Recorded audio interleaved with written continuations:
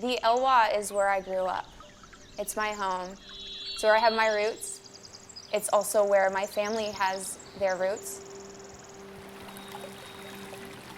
Growing up along the Elwha River, I could only see the beauty of everything that it was.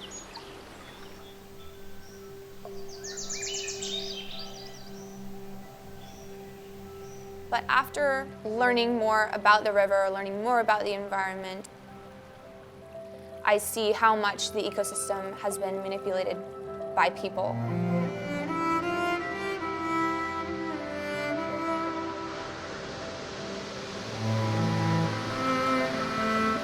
I love the entire Elwha ecosystem because it's where all my favorite wildlife are. The black bears, the bald eagles, the mountain lions. I can also see how much it's been changed.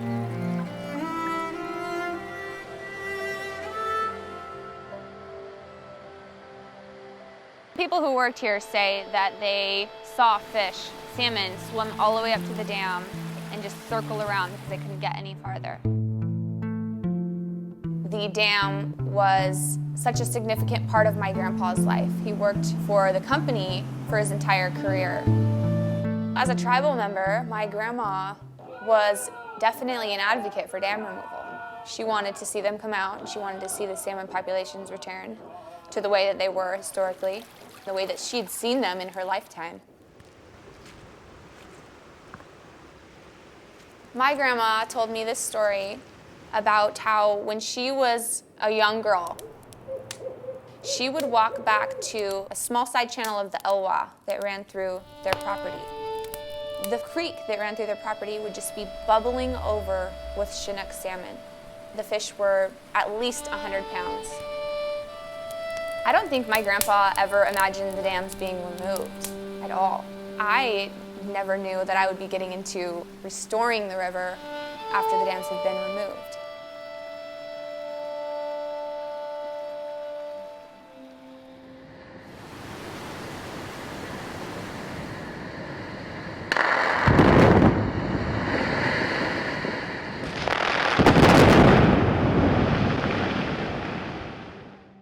When the reservoirs were dewatered, the entire lake bed was basically a moonscape. Were just rocks. There was no vegetation. There were huge stumps. Elwha restoration has been a really unique situation for scientists to be able to study. This is the largest dam removal project ever. In the Elwha, we're watching an entire ecosystem, an entire watershed being restored. I just feel so fortunate to be here and to have seen the lead up to dam removal, to watch dam removal take place, and now see this amazing regeneration. I also feel lucky that I work for the tribe because they care so much about this. So I've been looking since I came to the tribe for promising young tribal members who are really interested in wildlife. Another cottonwood is 415. 415? Yes, and it's uni. Okay.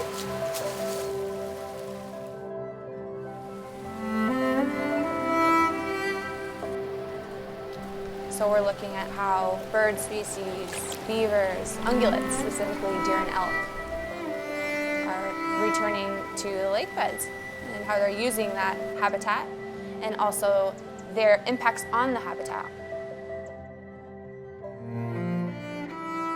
My perspective is to look at interactions between species and their environment. When salmon grow out in the marine environment, they put on all this mass and they become big. And when they swim back up their natal stream, they bring with them this mass of nutrients. When these animals come back into a river, they are consumed by a whole variety of wildlife species. Things like black bears and otters and mink and weasels.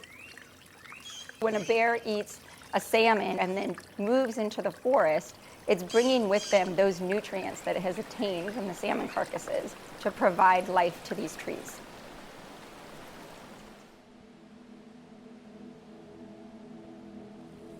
I just love spending time out on the lake bed, seeing new plants growing on their own. Lake Aldwell has a cultural significance to the Klallam tribe because on that lake bed is a creation site, an area where the Klallam people believe that the Creator made them from stone, and that's where the whole tribe began.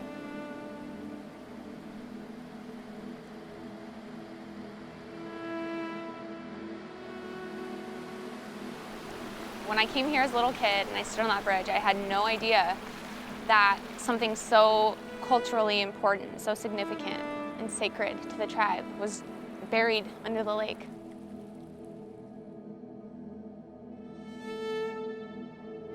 We have this common goal. We want to restore the river.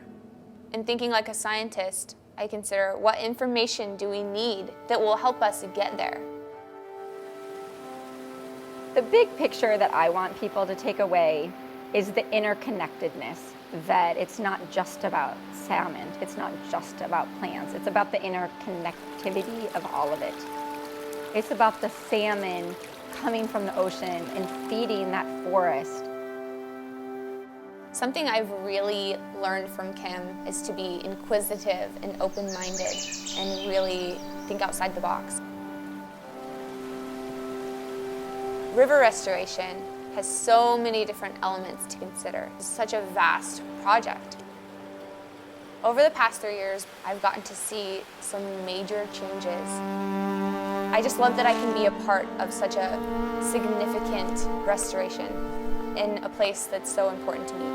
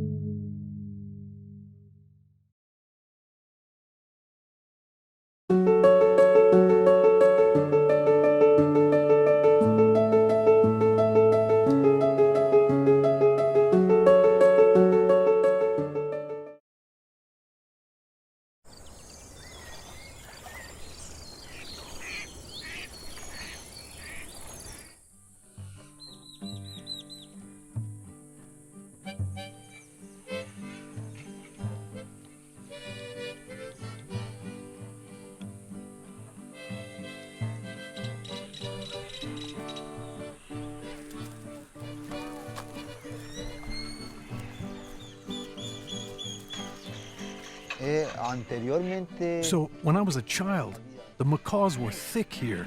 They were flying everywhere.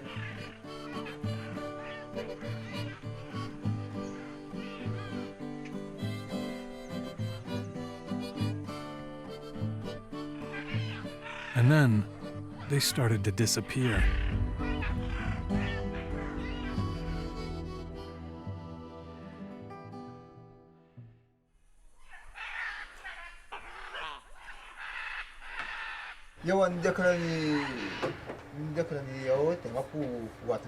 Every day during the breeding season of the scarlet macaw, the people of Mabita prepare to patrol the thick pine forests of the Honduran Mosquitia. In 2014, we were able to document that every nest in this core conservation area of Mabita was poached. Nothing escaped the illegal wildlife trade. It was very disheartening. Poaching is the #1 threat to the scarlet macaw, largely driven by a domestic and international pet trade. It's estimated only 1,500 scarlet macaws are left in Central America. About 500 of them live in this one region of Honduras. In Honduras, most of the chicks go to Bay Island. For the tourists and hotels, loves parrots, loves macaws, and they use as attraction. But I think they don't know, or they don't want to know, the damage that they are causing in the wild. In the 1980s, Honduras exported some 12,000 birds per year, mostly parrots and macaws, to the U.S. pet trade. Honduras declared the activity illegal in 1990, but it's estimated that hundreds of scarlet macaw chicks are still taken from the Mosquitia every year through a network of poachers, middlemen, and international traffickers. We had people for the last 2 years from China boating up and down the river between Nicaragua and Honduras asking to buy eggs and chicks. So these birds are being trafficked to Asia and probably India and Arabia as well, because you will see these species of birds in pet stores there. The Apupani Project, which means scarlet macaw in mosquito, started with the small village of Mabita in 2010. I was somewhat startled to hear the people here saying, we don't see our parrots anymore and we would be interested in seeing if we can protect them. Thanks to funders like the U.S. Fish and Wildlife Service, it's the largest community-patrolled parrot conservation area in Latin America. The patrols have significantly reduced poaching. The patrols that began in Mabita are now taking place in 6 different communities throughout the Mosquitia. We banned them because, one, we can tell one chick from the other, and 2, if the poachers take them, we know there are birds and where they came from. So any birds that in this area, anywhere in the world that have a band on their right side with our number, there are birds and they should come back.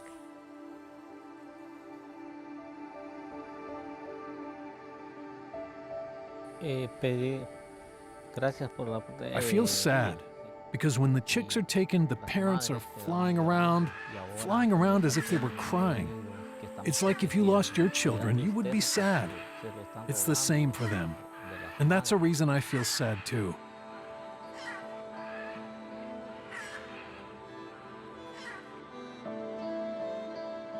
We're trying to work with other communities around Mabita to teach them how to take care of and conserve the macaw. Because if we work together, we can help the macaws to survive. We want to send a message to the world to help us conserve the macaws. It's honorable work, but it's also dangerous. The men and women who patrol these woods must also confront poachers. I was in the river taking a bath, and suddenly, I don't know how many of them, people behind the bushes started shooting at me.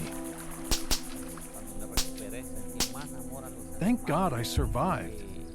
And after that, I felt that I loved the macaws more because I was fighting for them. I feel that this love is for them. For decades, poaching scarlet macaw chicks was the primary way people here made a living. I used to be a poacher. I would climb the trees and take out the chicks. There's no opportunity for us, and that's the reason why we used to be poachers. Today, the Apupani Project provides a better way. Team members receive a salary of about $8 a day versus $20 to $60 for one poached bird. they can provide for their families by helping the macaws instead of selling them. With projects like this, we can help the poachers to be conservationists.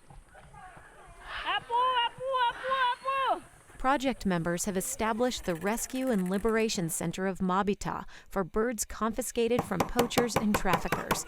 Here, they care for the macaws until they can be released back in the wild. Before I started working with the macaws, my life was really different. I decided to work for the macaws. I've never earned any income, and so I benefit, and so do the birds.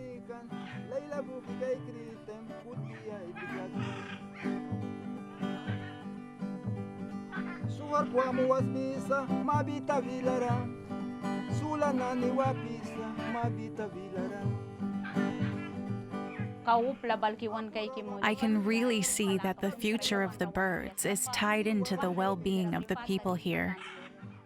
That as the project goes forward, it will help the birds as well as the people.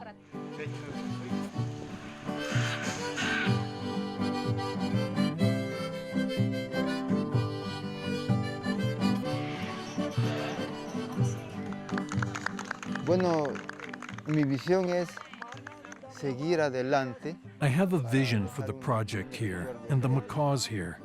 We just have to keep going forward. We have to leave something for our children.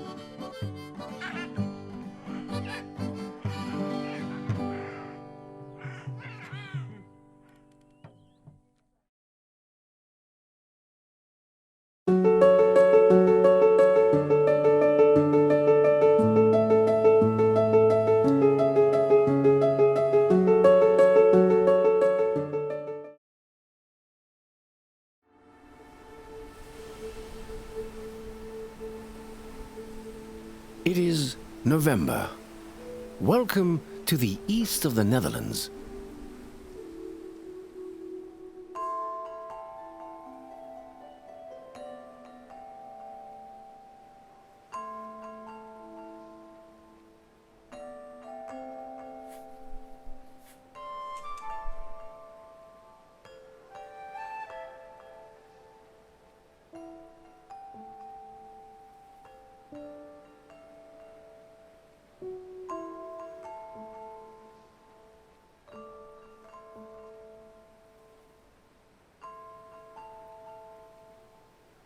This is the domain of man. The nest seems abandoned.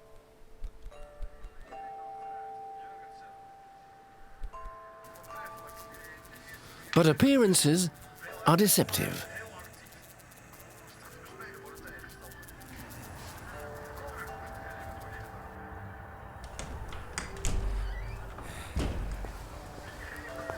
A male and a female human being at the beginning of the afternoon. But what is going on? The male is clearly enjoying his afternoon rest, but the female seems to have other plans. She's preparing herself to set off and is looking for something that will be useful later on.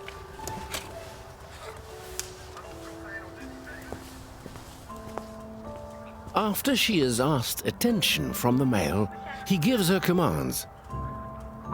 The female registers everything. This will enable her to fulfill his wishes later on in the heat of the battle, sometimes miles away from the home front.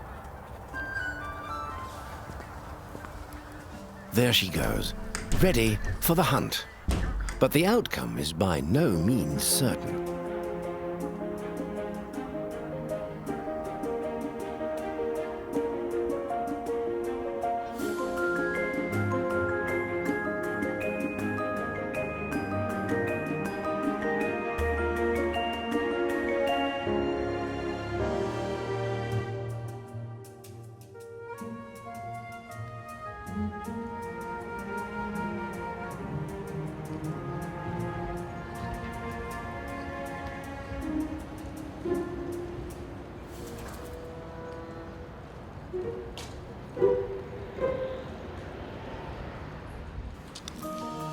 There is our female.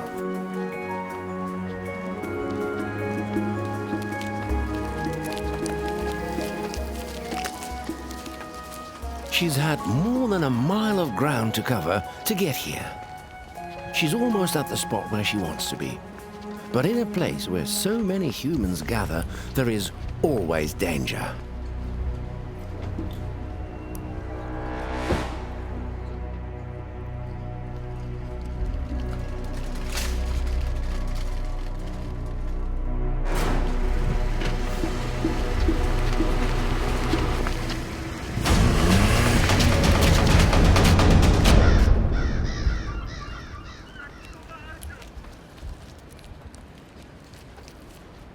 It went all right, this time.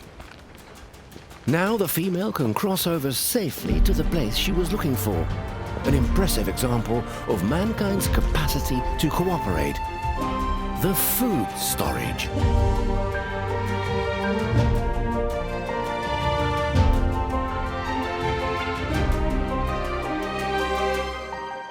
Once this place was a forest that ran unbroken from the east to the west of the Netherlands. But brick by brick and pole by pole, people have managed to build a cover for storing and collecting their food. Sometimes they make them even 25 meters high. People converge underneath them to find their food. Here they have created an area of 600 square meters to spread and select their food. More humans have arrived at the food storage. They've come here to fatten up for the winter.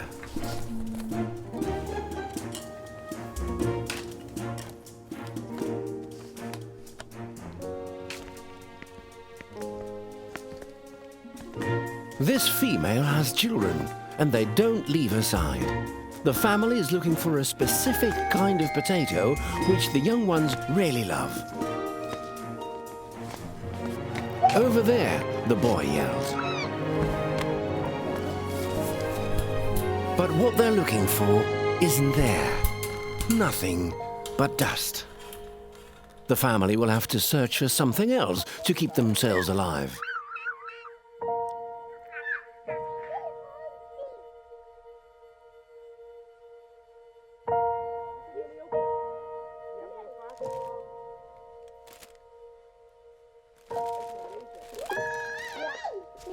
The adult might just survive on this, but it will not support a child for long.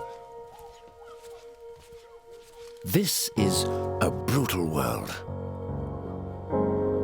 Living in the food storage is about making the most of the hand the landscape deals you. But it's always a gamble here because everything may change tomorrow.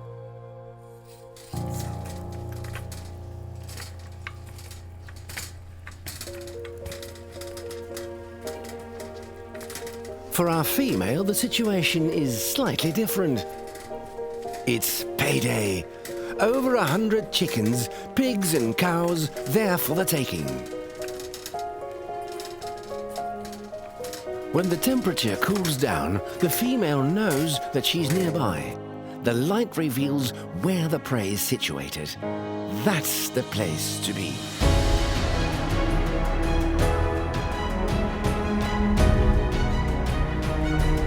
These gatherings of pigs, chickens, fish, cows, goats and sheep take place all over the world. It is estimated that in the Netherlands alone, 1.5 million animals gather every single day in this way. These huge numbers create one of the greatest wildlife spectacles on Earth and one of the most miraculous events on the entire planet. But where prey gathers, predators are never far behind. Here she sets her ambush. A big pig catches her attention. Food, if only she could catch it. She must assess the right species and the exact weight. But she won't have this nice hunting spot to herself for long. Soon, other humans arrive. Another huntress has a more proactive technique and has spotted an opportunity. Hop! And that works.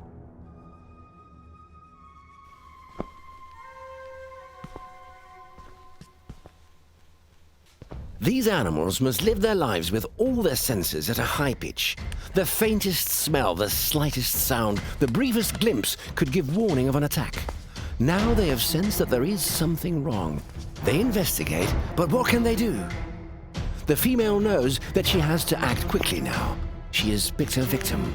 The prey is quiet as a mouse. The human is nearly close enough to launch her attack. There she goes. Got it.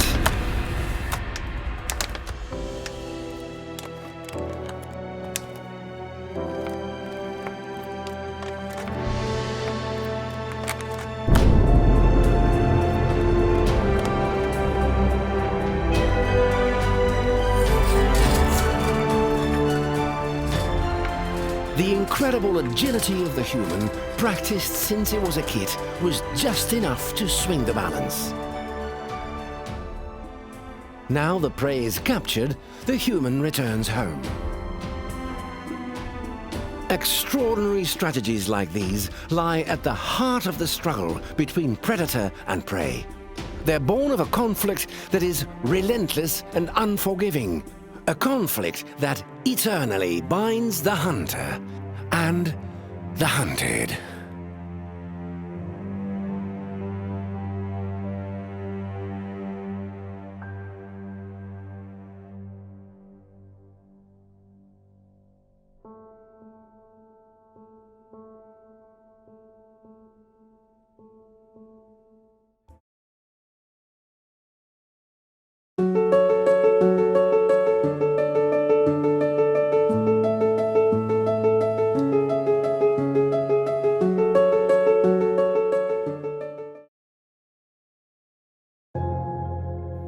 Life in the ocean can be tough for an animal.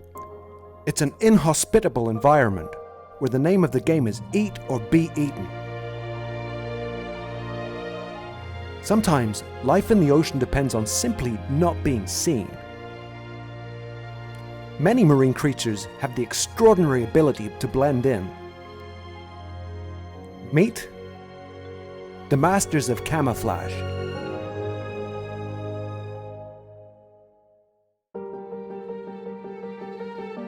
How does a fish conceal itself when swimming out in open water? Pacific herring show off two strategies. The first is counter shading. Herring are darker on their backs than their bellies. Counter shading counteracts light from above, while preventing a shadow that would stand out to predators. Their second strategy is to have mirror-like scales. By reflecting light, the scales render the fish almost invisible to a predator looking from the side. There are many species of crab that have exceptional camouflage skills. Kelp crabs are typically found hiding within bull kelp beds, and they are shaped and colored just like them. So much so that when they climb up bull kelp, they practically disappear.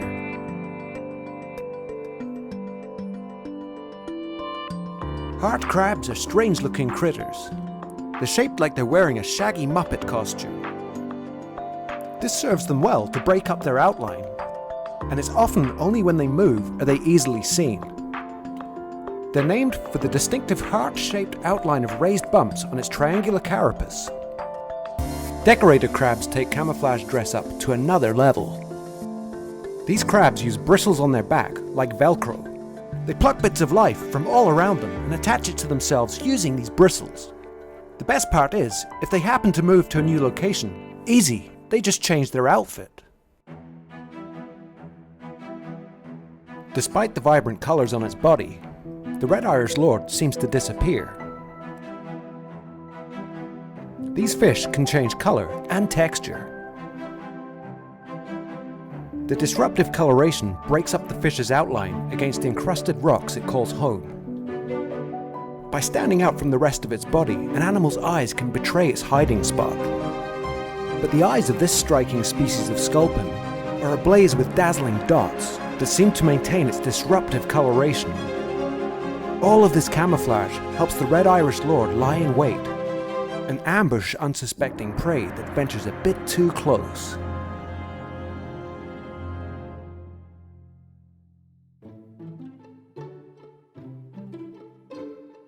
Some fish, such as flounder and sole, are experts at camouflage. They begin their lives as normal swimming fish, and over the course of a few weeks, they go through a major metamorphosis. They get a flattened body and both eyes move to one side of their head. And after this transformation, they are totally adapted to living on the seafloor. Here, they live out their life, hiding from predators and waiting for a meal to drift by. The amazing camouflage patterns on these fish perfectly resemble the seafloor. These crafty flatfish have another couple of tricks up their sleeve. They wriggle around and cover themselves with sand to help cover up their form. There are even some species of flatfish that have evolved to change the colors and patterns on their skin. With this dynamic skin patterning technique, they can move between different habitats and always stay undercover.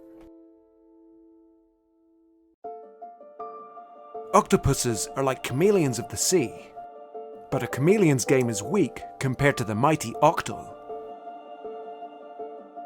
Octopus have special cells under their skin called chromatophores that allows them to change their color almost instantly. Chameleons, on the other hand, take several minutes to gradually change color. So maybe we ought to call chameleons jungle octopus.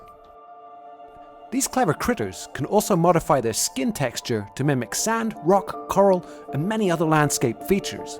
They're able to do this by altering the papillae in their skin. With all of the different methods that animals use to match their environment, it's no wonder that camouflage is such a widely used and effective survival strategy. When it comes to the art of blending in, these masters of camouflage are really just a drop in the ocean.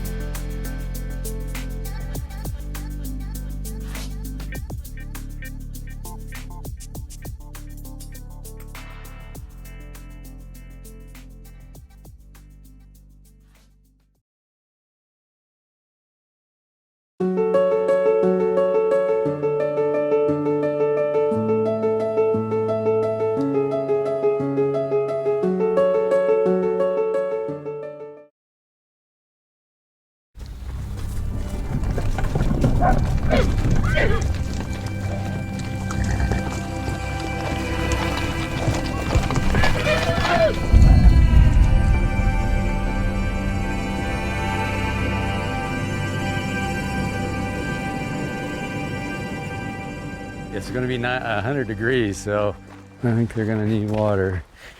See, once you get in here, this will be out of the sun. Yeah. Yeah, it's pretty well dust up there around the water, huh? Yeah. A few years ago, I was out here in northeastern Nevada to work on a wild horse project. And I remember waking up and seeing hundreds of wild horses coming in from every direction. Just battling it out for a drink.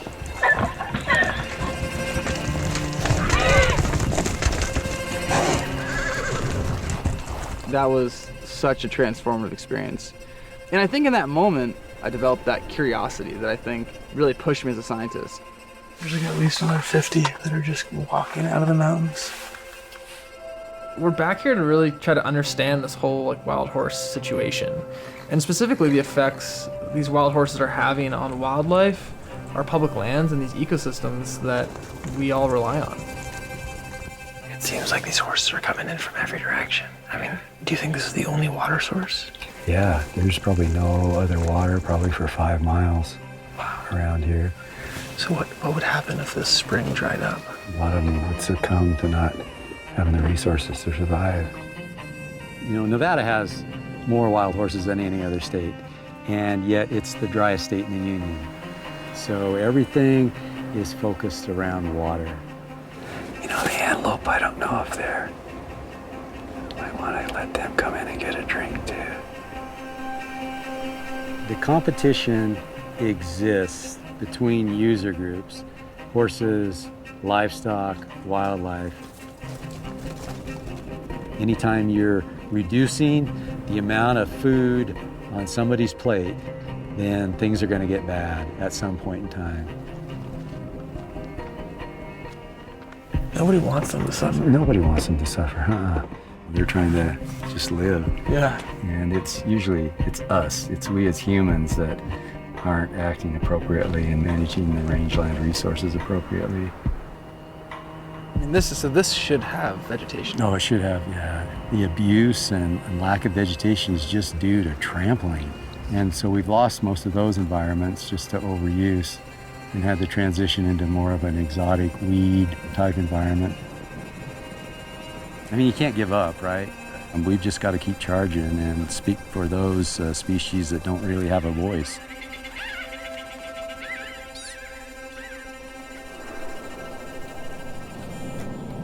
We're setting out to meet up with some wildlife experts who have dedicated their entire careers to studying these ecosystems. We want to understand how wild horses are impacting not only the sagebrush community, but also species like the threatened Lohan cutthroat trout and sage grouse, a bird that could become endangered if its habitat continues to decline.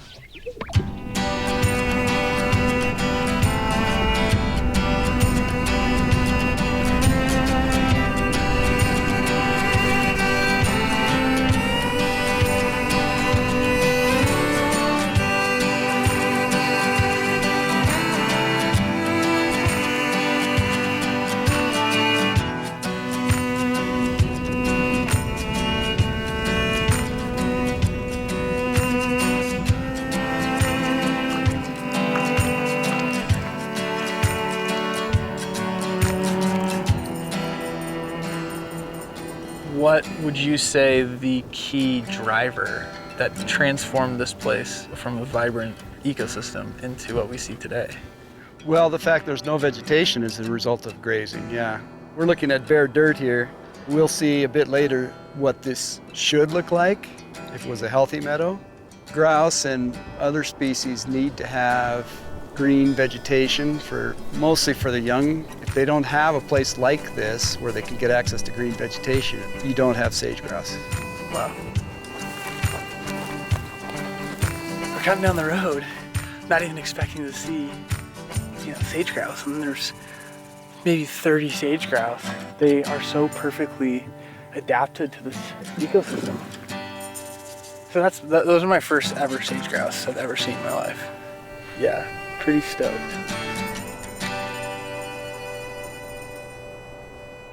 I've done research about it, so I think that's the really fun part about getting the chance to go chase sage grouse with you guys and see this ecosystem, because so much of the narrative is a horse narrative. And it's like, wait a second, there's a lot more out there than horses. Yeah, I'm excited for you guys to wake up in the morning and look around and see where you are, since we came in at night, and contrast it with where we were earlier today. Yeah. A big meadow with really lots cool. of grouse. Lots of grouse. Yeah. I'm excited to see this meadow. Horses are completely excluded, and cattle are managed and only allowed to graze at the end of the summer. There's a doe mule deer walking the edge right there, and she's got 2 little spotted fawns.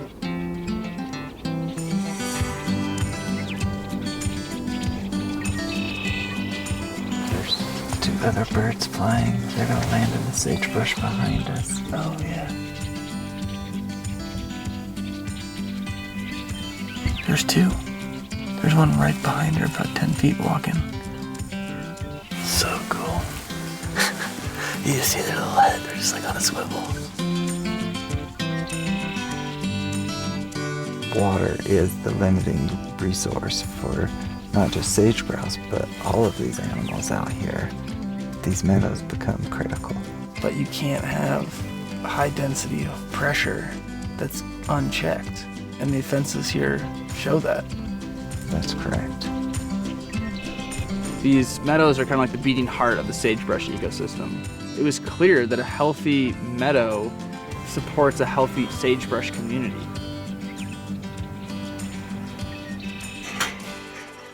So Rambler's kind of new to our family here. We haven't really gotten to know him yet. He's a gelding from Nevada. So was it horses or public lands first. What was your first love? The health and well-being of the public lands is my first love and the most important thing. And that's what's really at the heart of the issue in wild horse and burro management. It's about the health of the lands and taking care of them for diversity and wildlife and for future generations to enjoy our public lands. Yeah, I'm just trying to get him out of the hills here.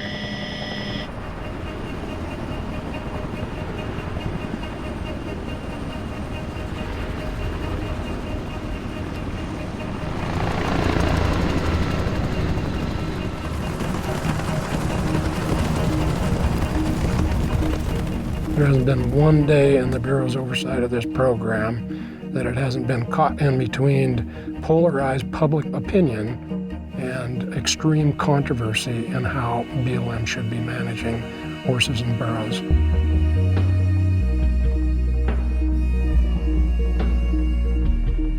BLM's adoption demand is way down, adopting about 4,000 a year. Congress is either going to have to decide that we either care for unadopted animals the rest of their lives, or they're going to have to decide on some other disposition for those animals. And those choices are very, very controversial.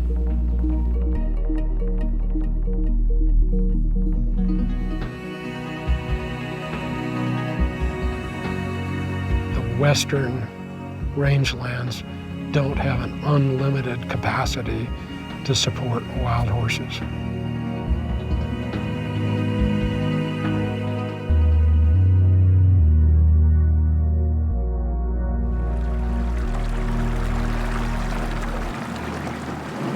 Apparently we're gonna go see some trout.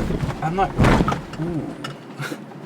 quite sure where we're gonna find trout, but we're with a trout biologist, so he's gotta know where we're going. There is a little creek down there. We're gonna go meet up with Cody and Jane, and they have a few streams in mind where they have these endemic native trout, Lahontan cutthroat trout. How rare is this system? How many that you know of in northern Nevada, which is your expertise? Systems like this that don't have intense grazing impacts are relatively rare across northwestern Nevada. The Black Rocks is one of my favorite ranges for that reason. If there's any metric that will tell us about the impacts of wild horses or the state of these landscapes, it should be these riparian corridors where we're told Lahontan cutthroat trout still lives. I think we should be good. Try to find a fish now. No pressure. We go side by side right here? Yep, exactly. There he is. Got him. Got him. Nice job, Charles. Yep. So cool. Pretty awesome. That's a life highlight right there. Seriously. It was about a 4-inch fish. Dude, thank you so much. Good job. That's awesome. That was a beautiful fish. There he is. Got him. Oh! Nice job. That's an adult Lahontan cutthroat trout. That's such a beautiful fish. And you're saying, like, when it's overgrazed, you lose that complexity, you lose that habitat. Exactly. It's why a lot of these small mountain streams can be so sensitive and so easily impacted, grazing impacts from horses and livestock. Yeah, I think the drive in here is one of the driest, most arid landscapes I've ever driven through. And then you get here and you're like, what? There's like a full-on aspen grove creek with trout in it.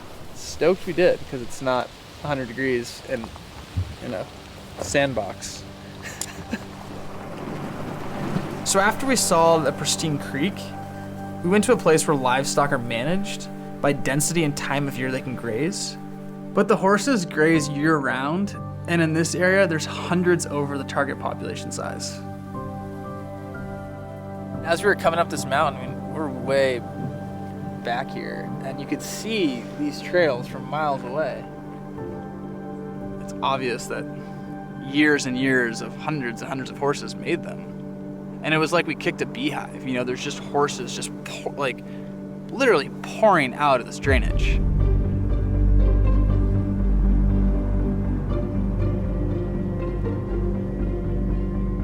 We could see they were all confined right down on that spring source that's right below us here, and we're just seeing them trail up out of the bottom here, and that constant pressure is what begins to break down the spring complexes that feed these drainages.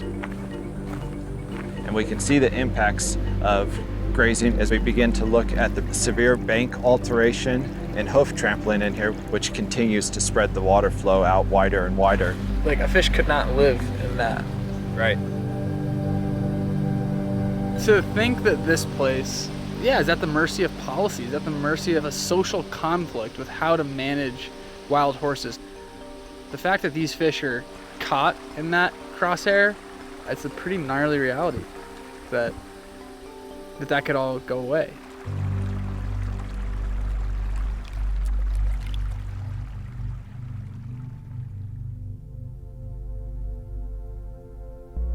The program is in its worst shape ever in its whole history. Drastic measures need to be taken as we move forward.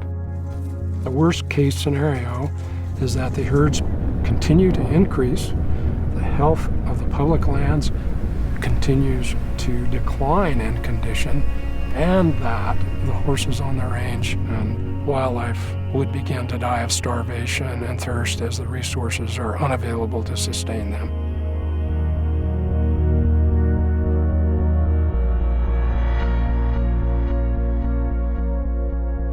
If we did manage horses appropriately to appropriate levels, all resources would benefit. Horses would benefit, wildlife would benefit, and the land, the overall rangeland resources would improve.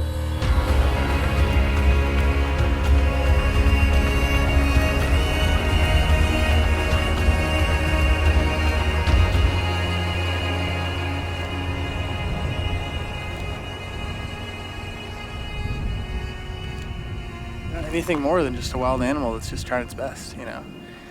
It's cool to see them, I'll admit it, you know. Even after everything we've experienced, like, you can't, that's cool, that's powerful, there's something there. If the status quo continues, you know, and this ecosystem continues to fade, I think I'll feel, really let down by humanity. In the model that's unfolding today, nobody's winning. And that's, I think, the main thing I've learned.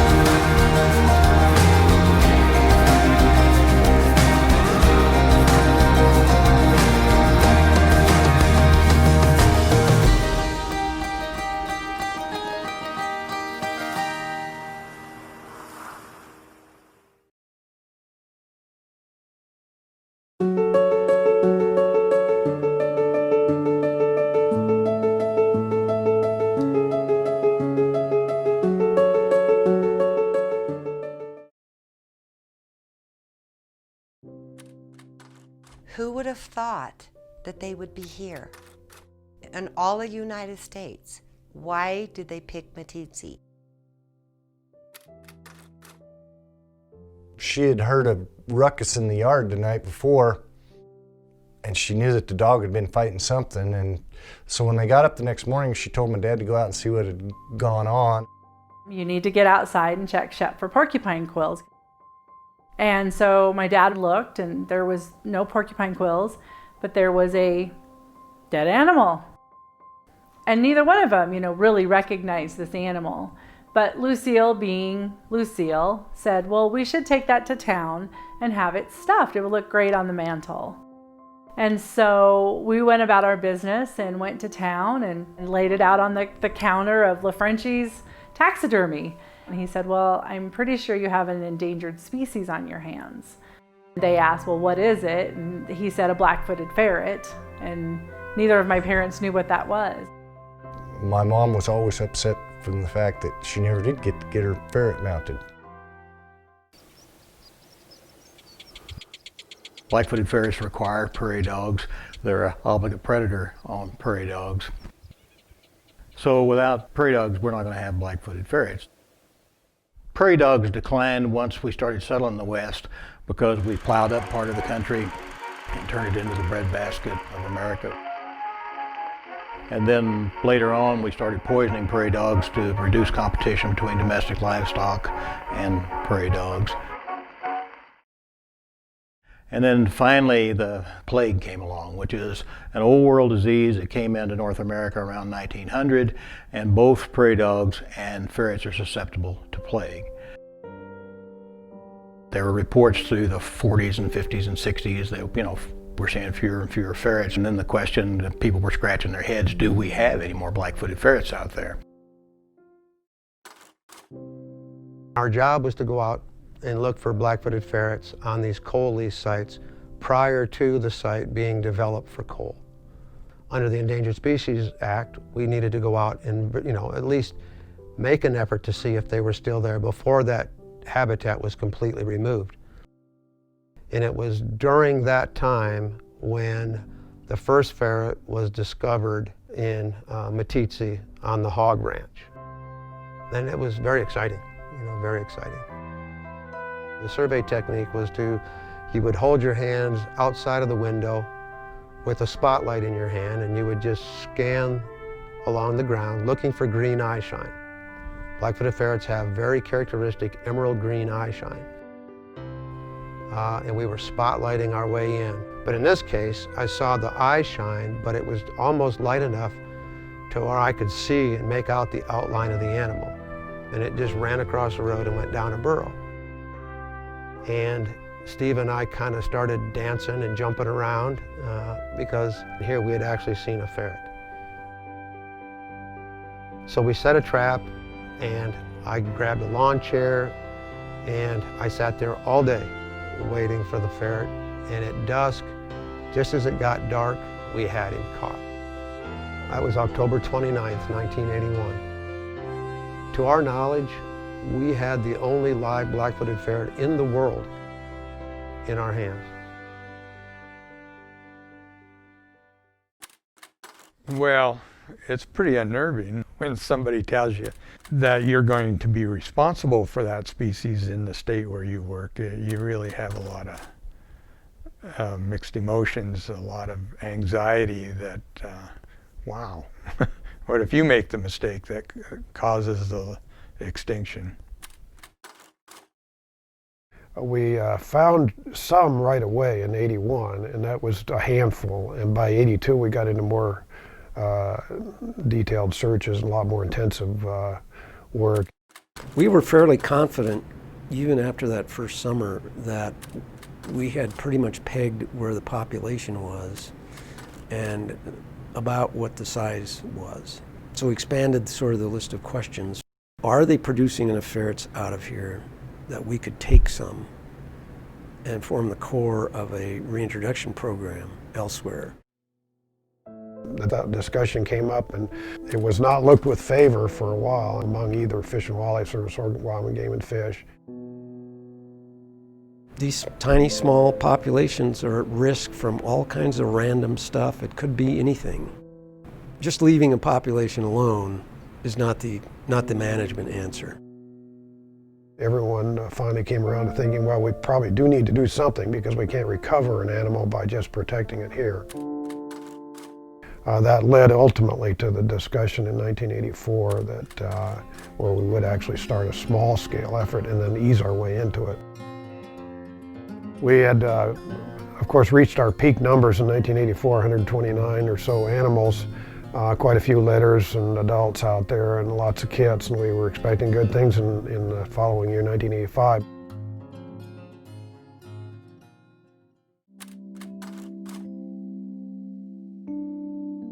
I went out in June, was walking around and found a dead prairie dog on the surface of the ground. That was pretty unusual. And the word came back within a week that it was had died of plague. We were by that time losing ferrets, and we knew it. We counted them, I think, in September. We were down to 30 from 60, so we were losing about half of them every month. That was a turning point for the whole, whatever would come forward. There really isn't any other choice but to take them into captivity. By winter, we could only find 4. We went from 15 down to 4 known animals out there, and thought, man, this is really looking dire. All of us thought, wow, those are maybe the last black-footed ferrets that will ever exist, that we'll ever see. I think it was really that poignant.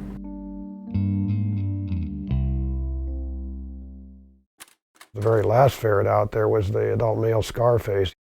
He was incredibly difficult to catch. It took us probably half a year or more to finally get him. He was free-ranging. All of his skills were intact and his behaviors were normal. Immediately when we got him into Sabile, he bred a female right away, and that was one of the 2 litters they had in '87. And that was our first look at kits in captivity and surviving kits, and that was a big plus, to say the least. In 1991, there were enough ferrets being produced in captivity to start considering reintroductions. It was really a sense of euphoria, I think, to actually get animals back out on the ground. I don't know how else to describe it. It was just a really great feeling.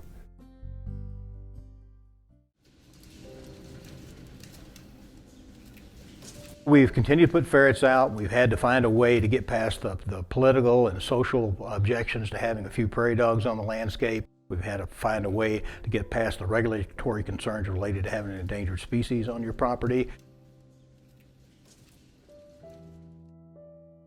And we've found a way to do that at over 25 sites in 8 states, Mexico and Canada. But we still keep getting our legs cut out from under us by the fact that plague will come in and hit these areas. They're not going to be benignly managed, put out, and left there. We're going to have to deal with this exotic disease. Folks who have been involved with ferret recovery have dreamed about bringing ferrets back to Meeteetse because that's where all the ferrets we're working with came from. So they're going back out today, and we're hoping that we can have a few dozen ferrets on the landscape that have young and replace themselves and maybe even grow. And we'll be able to add that into our tally for recovery for the species across the range. She's so pretty. Oh, it's a little sassy pants, isn't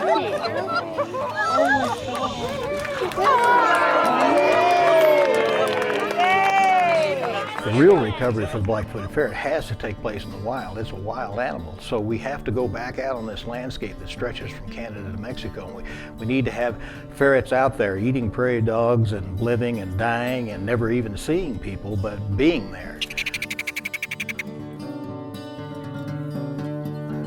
Over the years, we've lost a lot of species that were all part of our ecosystems. And why not help the ferret? We don't know what intricate part it really is in our ecosystem until we lose them.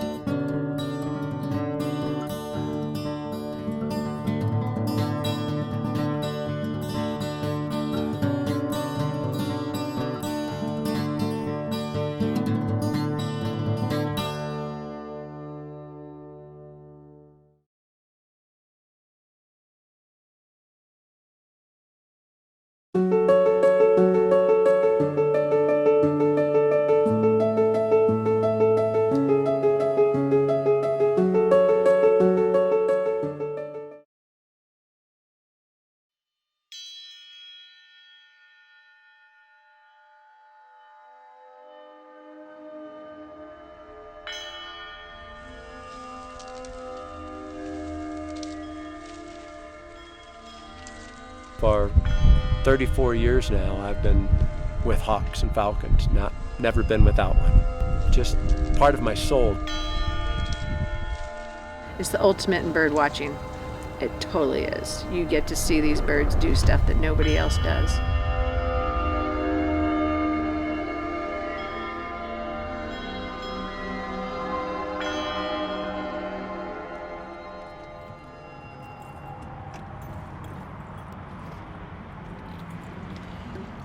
Your first couple of birds, you're very afraid. You're very cautious, but eventually you have to let them go and trust that they're going to come back to you.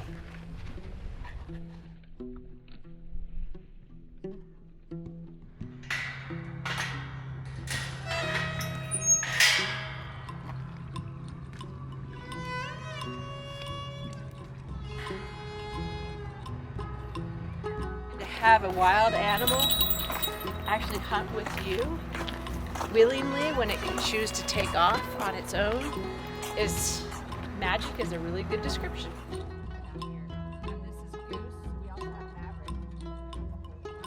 It's awesome. I get people from all over the country and sometimes out of the country. If all they're here for is an experience and they get connected to something and it sparks an interest in them, that's what it's all about. Conservation and falconers, huge, goes hand in hand. This guy was on the endangered species list from 1970 to 1999 due to the DDT we were spraying on our crops. So they put their heads together and they came up with a copulation hat. You're gonna come over, mount that hat, copulate, you grab the semen, artificially inseminate the female. Now you've got babies. So those are our first breeding projects. By 1999, we were able to take the peregrine falcon off the endangered species list. Huge success story right here, guys. One that I'm very proud to say the falconers had a huge part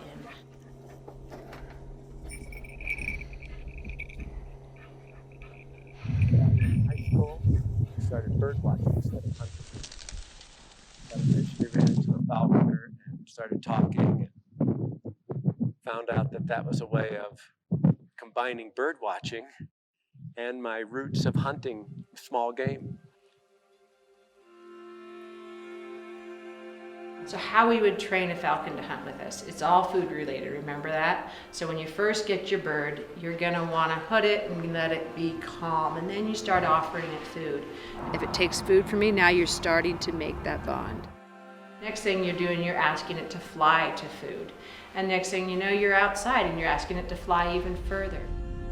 The bond that they have with me is they are looking to me to flush game.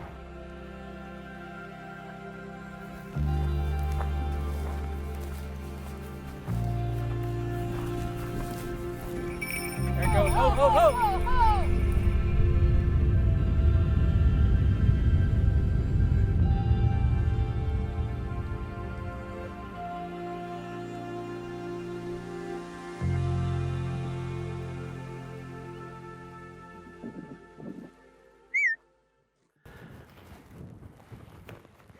You missed it.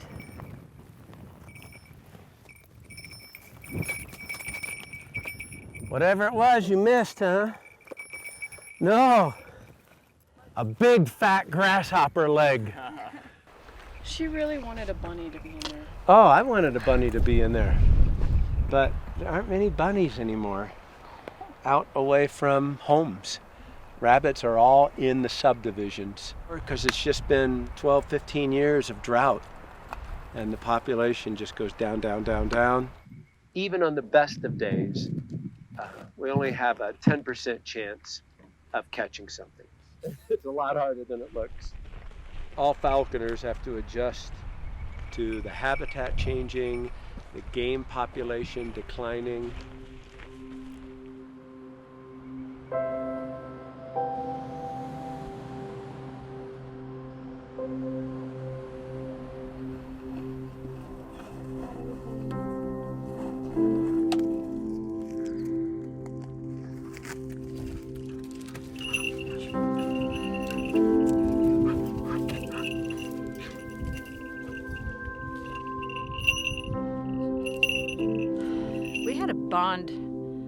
since day one. Most birds, when you get them out of the wild, they look at you like, holy smokes, this person's gonna kill me. I felt like there was a look like, holy smokes, somebody's here to help me. This bird was eating from my fist the first time I asked her to, and hopping to the fist the next day, flying to the fist, and then she was hunting within 2 weeks, 5 days.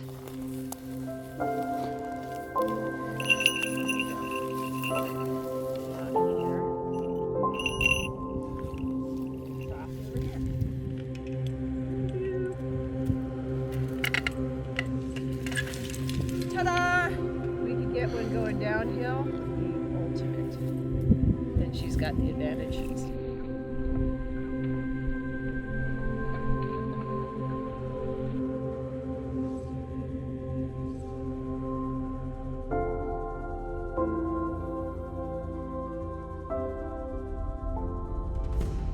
Oh, what? Oh, right there.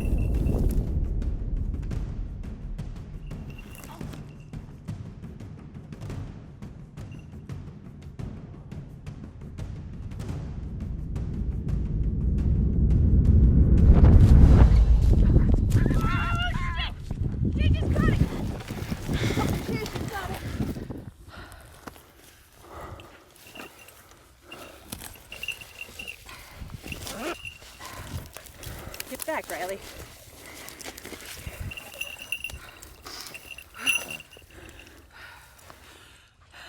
Woo!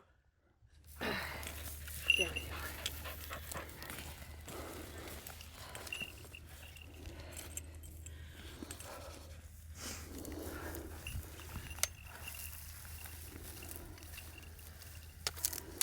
Right there, your last throes of life. Ashley? Good job, girl. So here's to a life given so another can keep on living.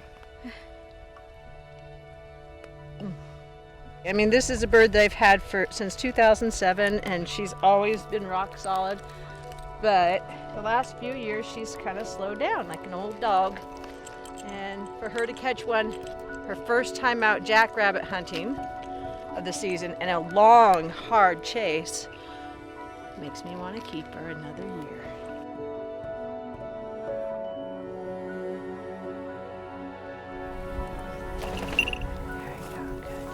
It's a bond with the wild animal that nobody else gets to have. It's a feeling that's really special. It resonates with me.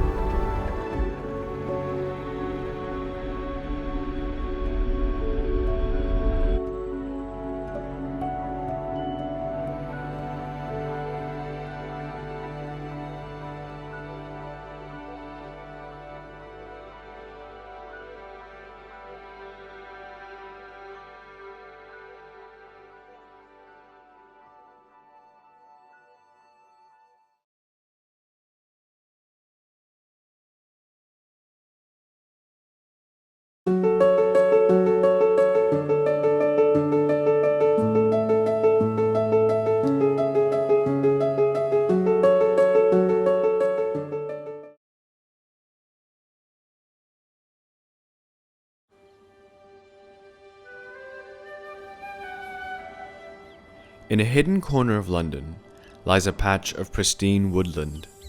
In it is a kingdom.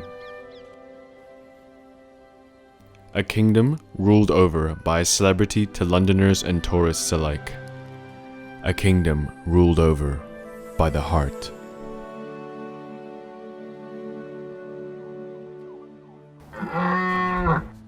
The visitors of this kingdom watch his every move. The heart is on a mission, and there's tension in the air. The autumn leaves are falling, a sign that soon winter will be upon the kingdom. Whilst the other residents of the kingdom fatten up for winter, the heart has more pressing matters to worry about. Soon it will be rutting season, the time of year when red deer females are most fertile. The heart is surrounded by younger rival males determined to take his crown. These younger rivals compete with the heart to mate with his females so that they too can father the next year's offspring. but the females are nowhere to be seen.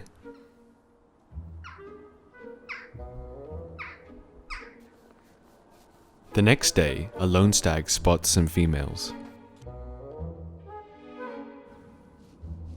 The young stag makes his approach, but what he doesn't know is that the hart has got to the females first.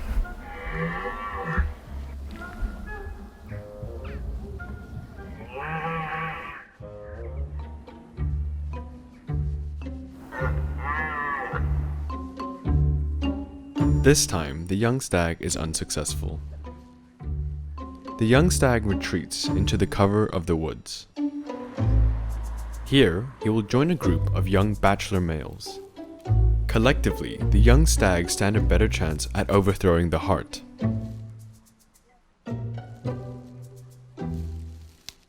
But first, these young stags will need to build up their strength and their skills. These bachelors will need a lot of practice before they can make another attack to overthrow the hart. But some bachelors need this practice more than others.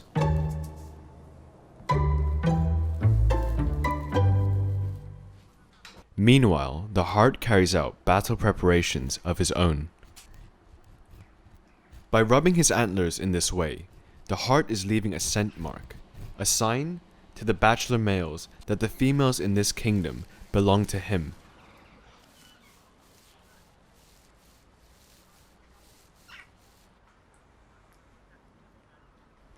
The hart is eager to mate. By extending his tongue, the hart can detect the female's pheromones.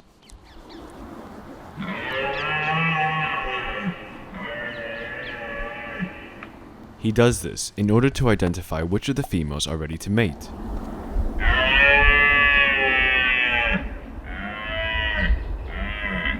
It seems that none of the females are ready to mate just yet. The deer are not the only ones fighting over mates in the kingdom.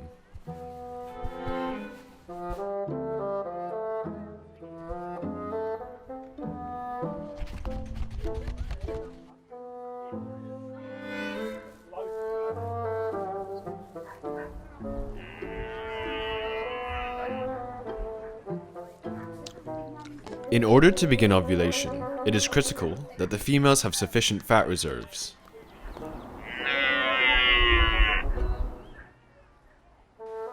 And the only way to increase fat is by browsing and grazing.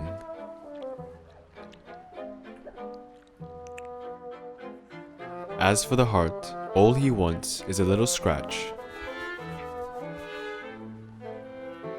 and a lie down.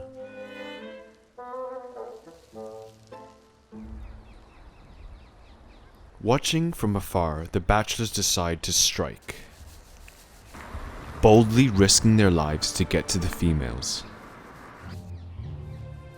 The bachelors fan out, each approaching cautiously.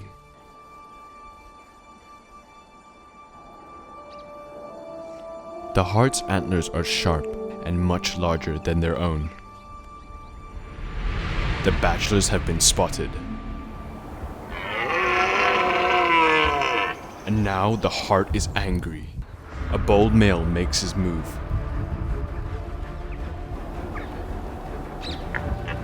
But is quickly chased away by the hart.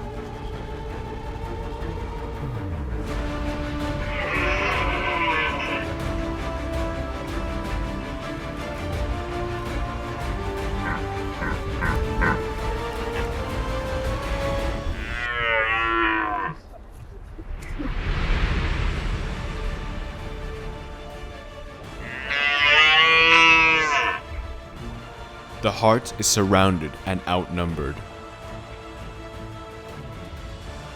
The bachelors have successfully surrounded the females.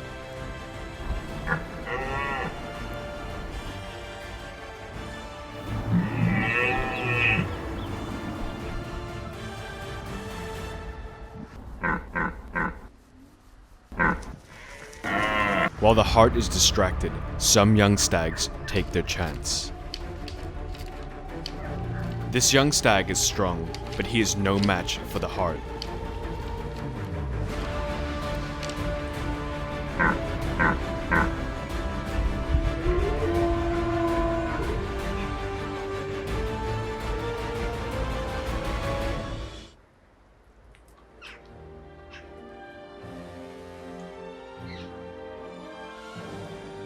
Just when the hart thinks he's finally got a break,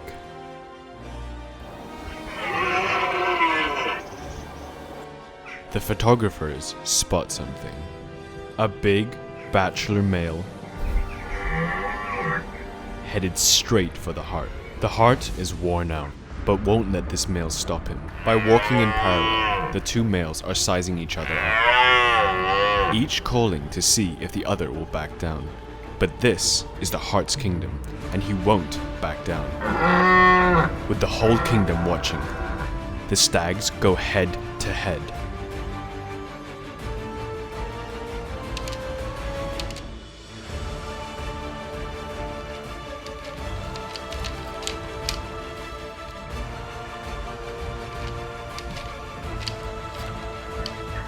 The stags are in a dangerous position. With their antlers so close to their throats, one wrong slip could prove fatal.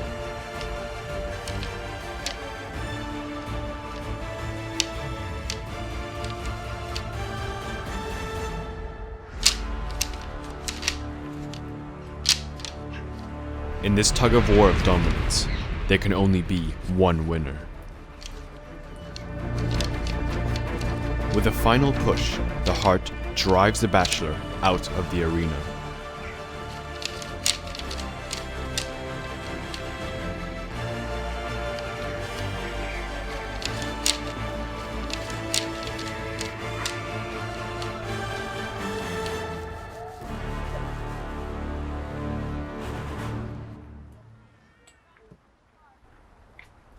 The bracken on the hart's antlers is no mistake. The hart adorns his antlers in this way to create a more intimidating appearance. This is known as ornamentation.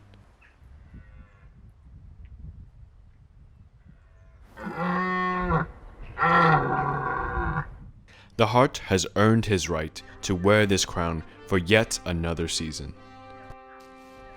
For now, he can return to his females. Only time will tell what the next season will bring.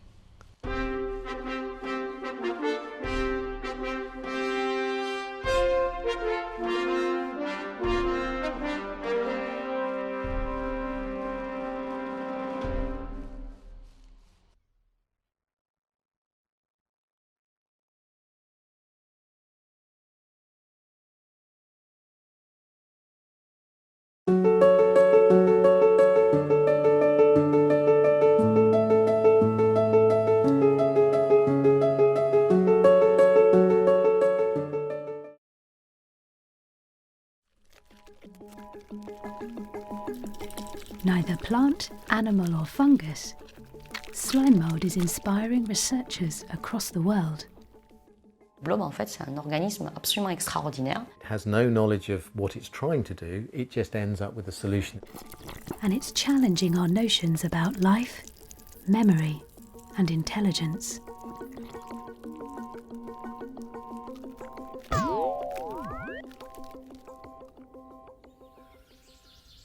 This group of species is found in most forests across the world.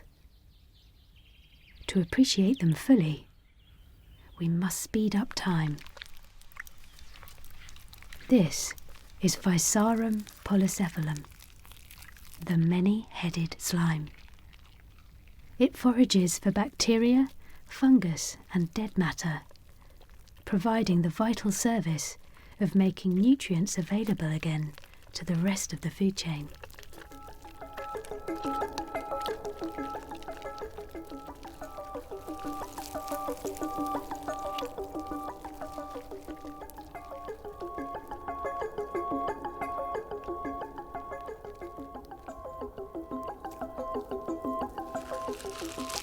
When it's time to reproduce, the slime mold transforms into fruiting bodies.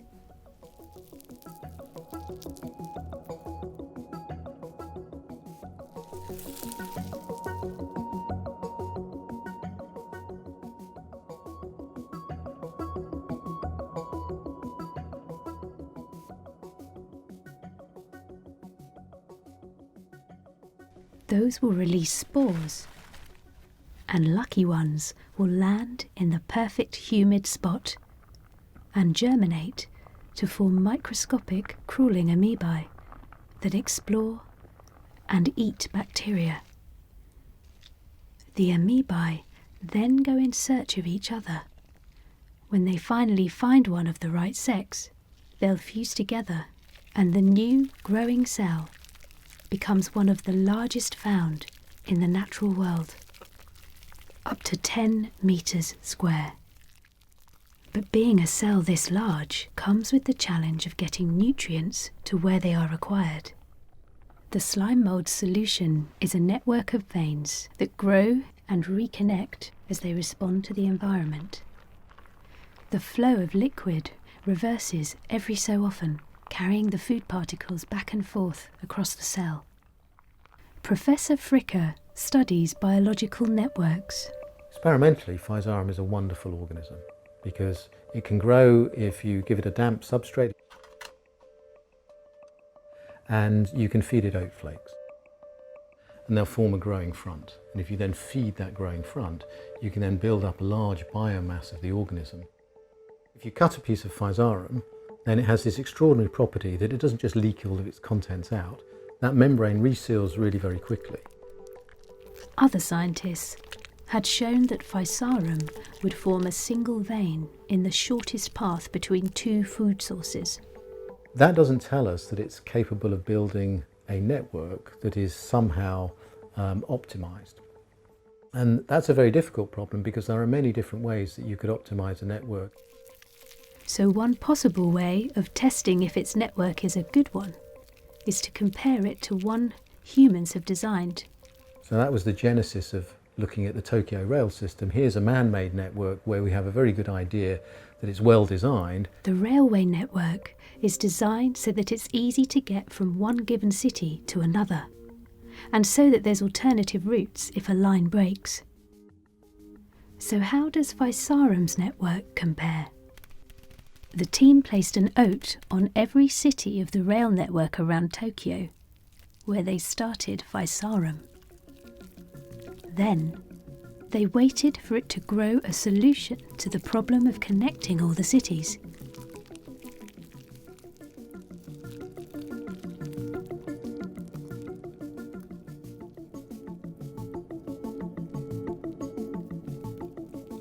Amazingly, when the data from lots of trials were averaged, the mold's networks performed very similarly to the real rail network. So at one level the result is surprising. Here's an organism that doesn't have a brain. It solves a problem that we would regard as being challenging, that's taken engineers decades to produce a solution.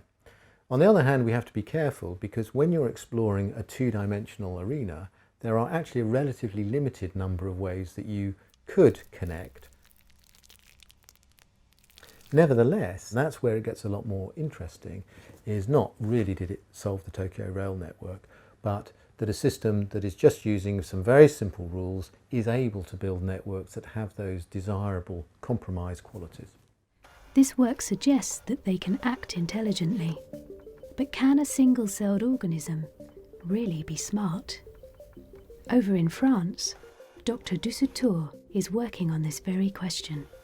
Moi, je suis dans un laboratoire qui s'appelle le Centre de recherche sur la cognition animale, où tout le monde travaille sur l'apprentissage, mais chez des organismes bien plus évolués, entre guillemets, des souris, des abeilles, des mouches. Et je me suis dit, pourquoi le blob ne pourrait pas apprendre?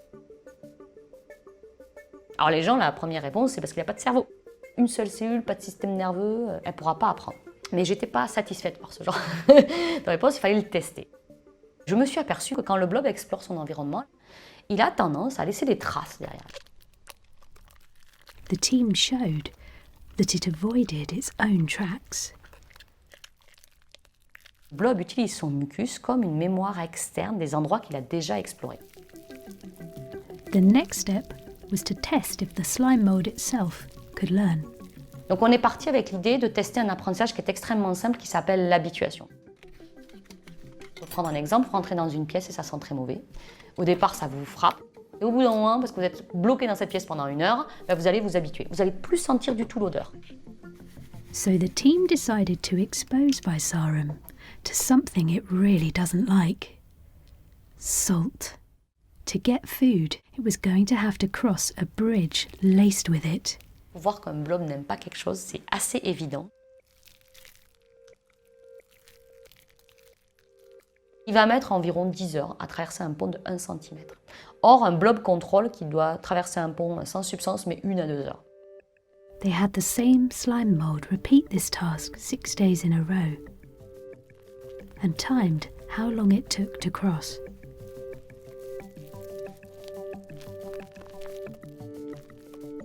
Après 6 jours, le blob traverse un pont salé, par exemple, aussi vite qu'un pont contrôle.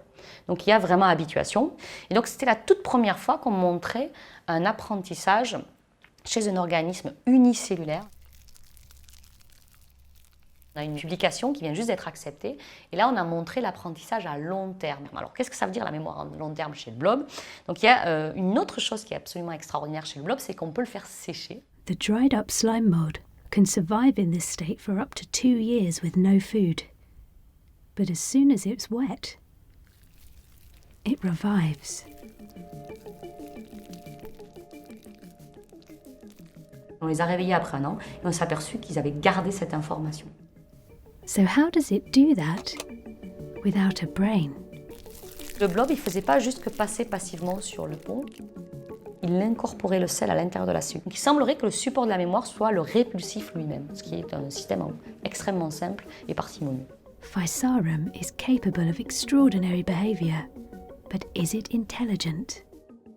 The two scientists can't agree. Tout ça va dépendre de la définition que vous prenez de l'intelligence.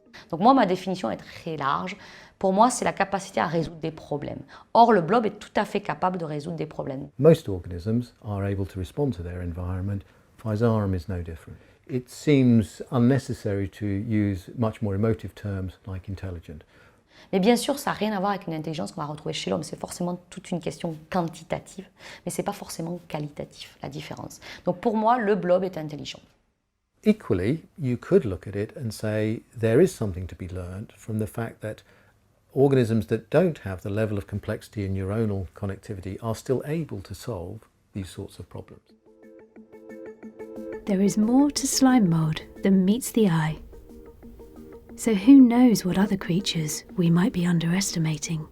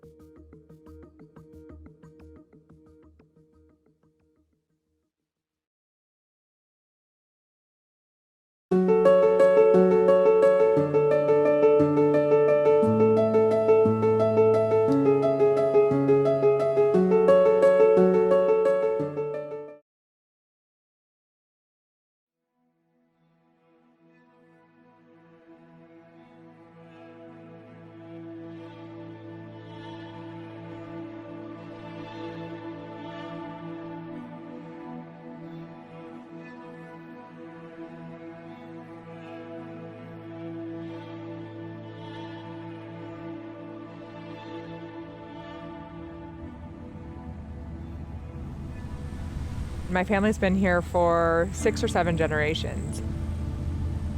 I had this experience as a kid driving around with my parents who would always say, when I was your age, that was an orange grove.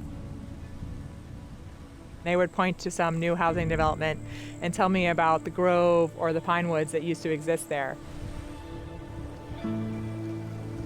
35 years later, I've become that person.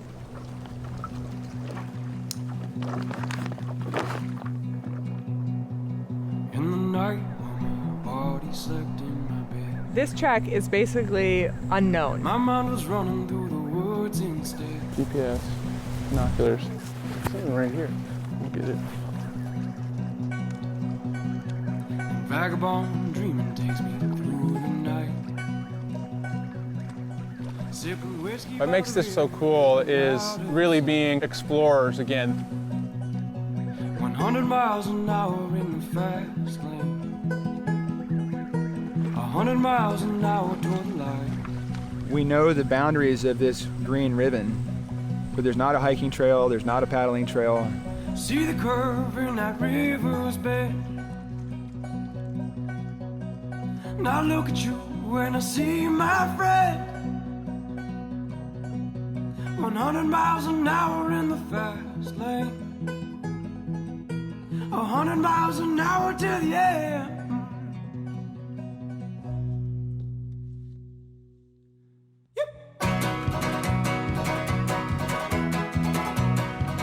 It's going to be a sufferfest for a few days here.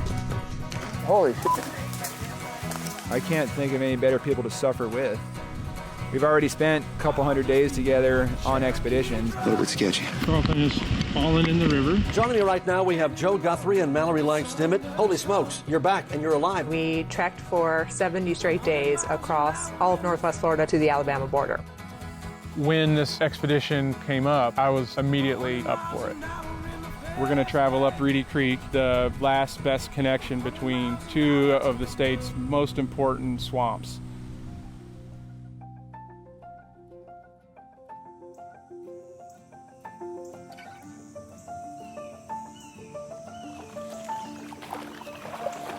Reedy Creek has been getting narrower and narrower, and at least for this point it seems like it's run out of water. Good thing we switched to hiking. Is this corridor even viable for larger animals? We know that a black bear has made its way here but was unable to cross I-4. M34 was a young male bear. He made it to Celebration right south of I-4. We spent a couple of days searching along the highway, and you can see from the GPS tracks. He marched up and down the highway in the dark looking for a place to get across and couldn't find it. We'll be overlapping where his tracks took him. I can imagine M34 having much the same experience, traveling in these narrow strands of swamp and scrub and hearing all around him the noises of suburbia. In so many ways, this trip is trying to demonstrate that there's still connection possible. This does look like our bobcat. We'll be looking at tracks, we'll be noticing all sorts of sign and keeping a species list.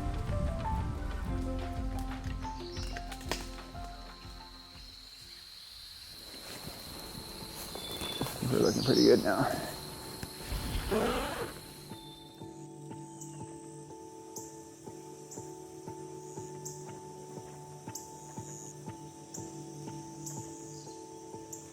This is the way my granddad used to do it. Cut the bottom open.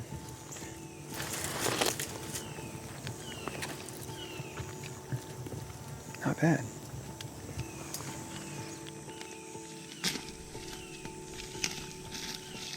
This is the first water of any depth we've seen in more than a day. Here we are at the edge of Reedy Creek, headwaters of the Everglades. There's Lowe's Home Improvement. And the place we're standing now might be the most narrow, pinched off part of the Florida Wildlife Corridor. And you can hear dogs barking on one side and cars on both. You know, to be standing in the middle, that means you're not more than 200 yards from the edge. And here it's just a fragile green thread.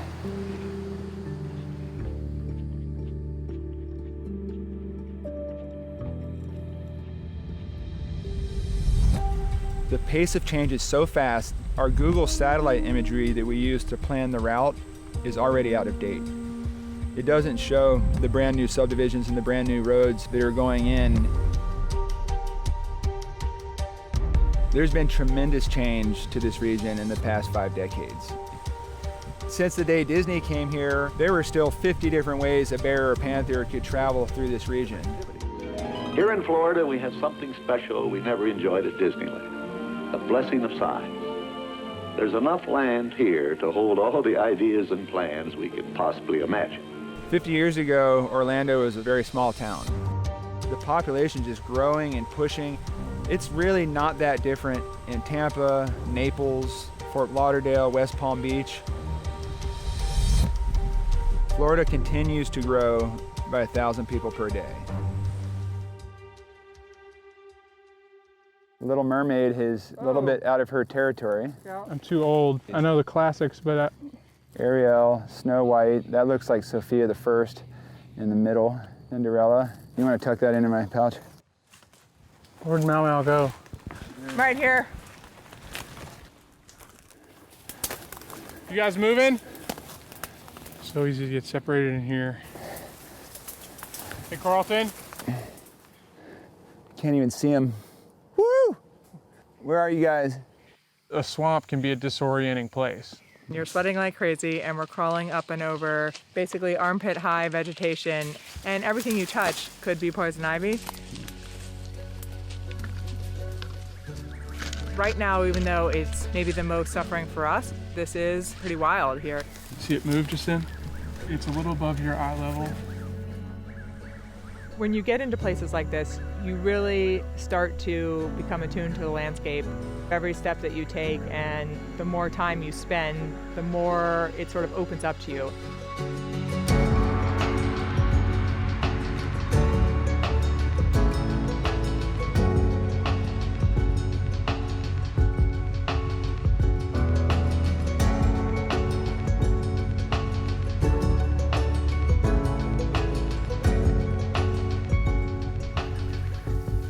This spot back here isn't terrible. It is a lot of poison ivy. It's a great place to be able to sit and eat breakfast. Hey, on the move again, on the move again. Keep your eyes on it. That's your tent spot. Okay. Mallory and Carlton are like family to me. You look for any opportunity you can to reaffirm your commitment to your friends and to your people. Yeah, baby. Sure. Life is much more simplified. It's like a good sleeping bag. The ability to boil water and have a simple cup of coffee. In a place where it's not what most people would consider like hospitable or fun. It's just nice knowing that you're kind of making a little space where you can be comfortable, fixing a little meal, keep yourself going. Yeah, I love this swamp.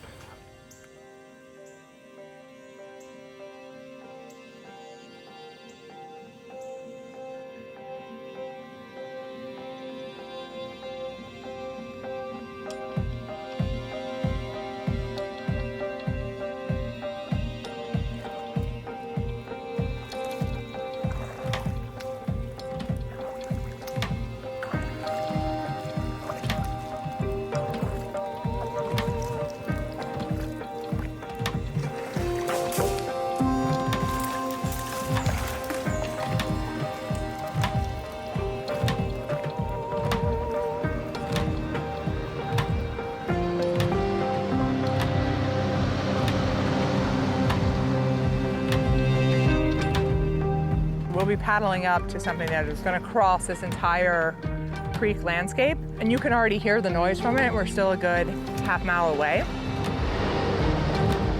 When you get close to one of those highways, having come from a place of relative calm, you recoil.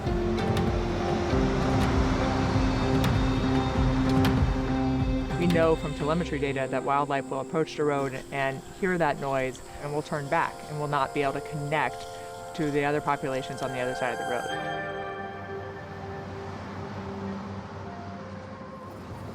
We met up with Jen Korn, Looks like y'all been having a rough time. one of the state's panther biologists. One of the goals of setting cameras under here is, you know, are wildlife using it as it is? What are some really simple things could they possibly do? Cats do get across I-4 occasionally. One cat made it to southern Georgia, and that cat's DNA showed that he came from South Florida. So, like, they're capable of making those distances.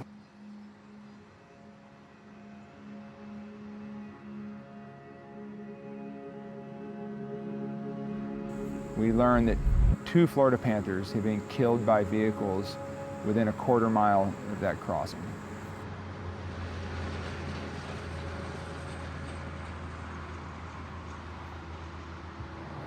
Some people that I've come across think it's just a lost cause. Like this, I-4 is just a barrier we're never going to be able to do anything about for wildlife. And I don't think that's the case at all. I think that there is still 100% a chance to make this more permeable for wildlife. For a panther to be born hundreds of miles away in South Florida and to get hit by a car here on the edge of Orlando, it tells you this wildlife corridor is still working. It also shows you exactly what's wrong with it.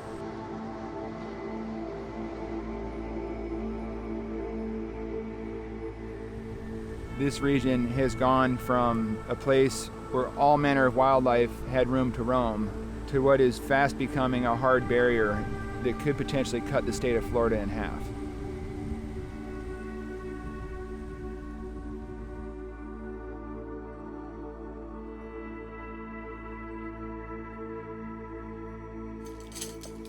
I think it's hard to recognize the loss while it's happening, and we're really good at recognizing that loss when it's too late.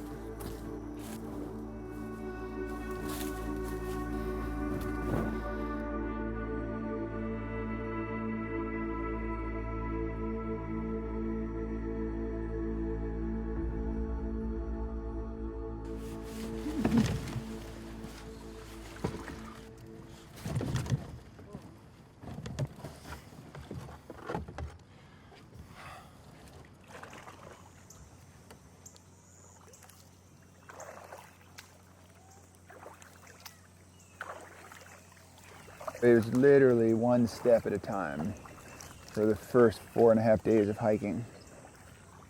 So it's been a real treat to get on the water here and actually be able to get a little bit of glide with a stroke and think about where we are and what we're doing. And still blows my mind that we're sitting here in this gorgeous floodplain forest listening to the sounds of a Disney theme park just a mile or so off to the right.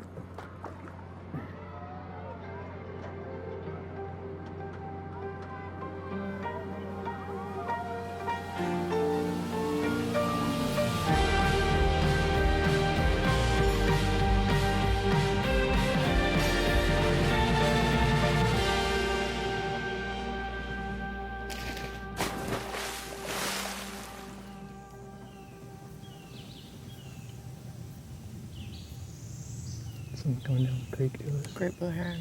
Nope. That's what I thought it was going to be from a distance. Hung off to the side and landed. Yep. The limpkin was hanging out on that limb that's out over the water for the longest time.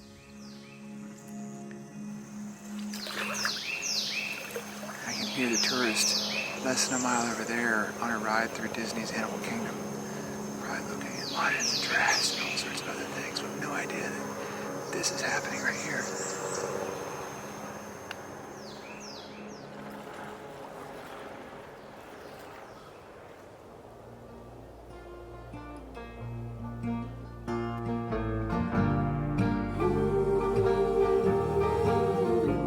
It's just crazy, the two different Floridas that exist out there.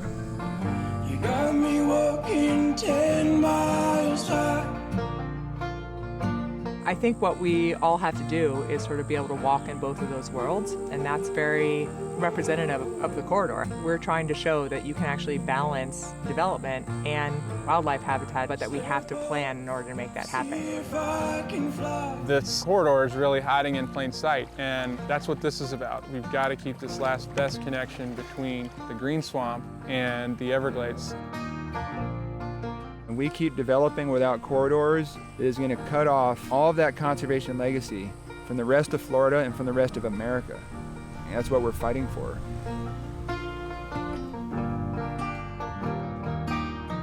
My best guess is too far off and in my chest.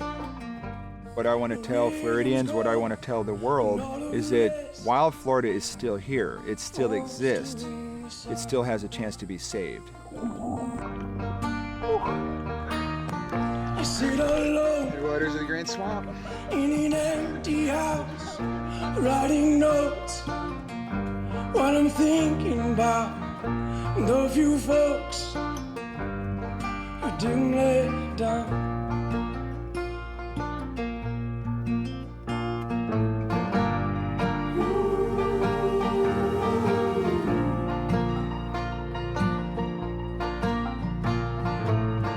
You got me walking 10 miles high.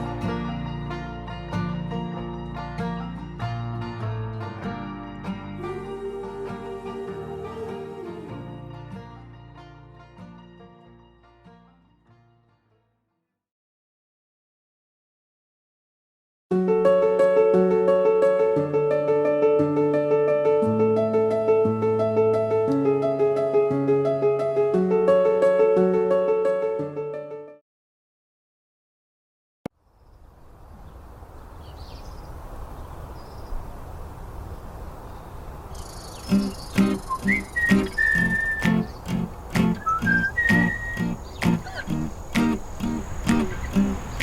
Larry, good to see you. Hey Larry. Hey, Larry! Nice package!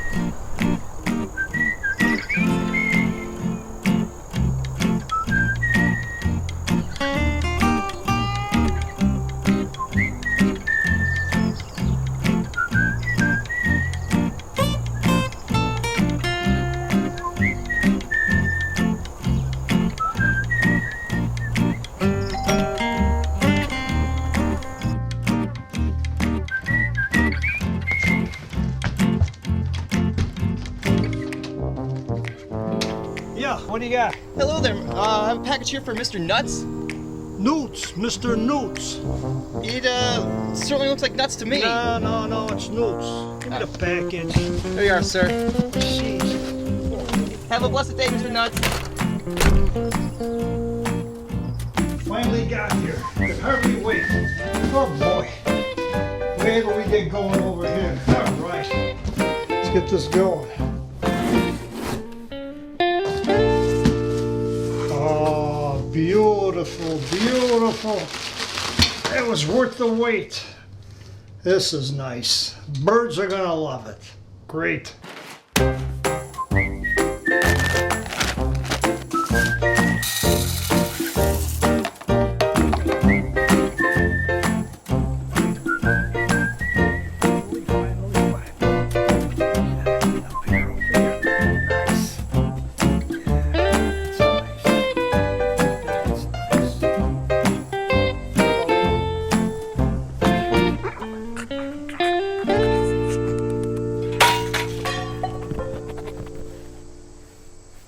What the hell?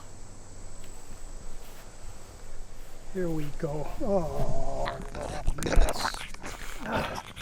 Get in here.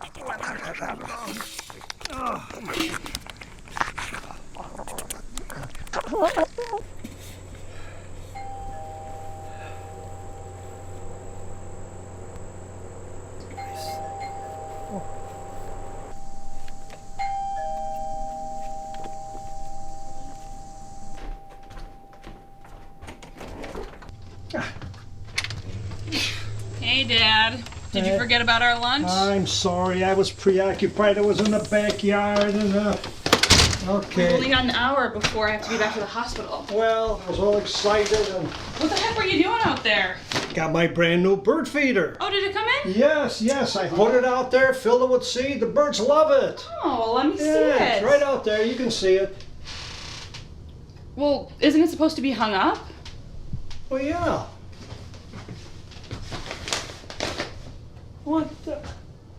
What the Christ happened? Well, I guess I'll start lunch then.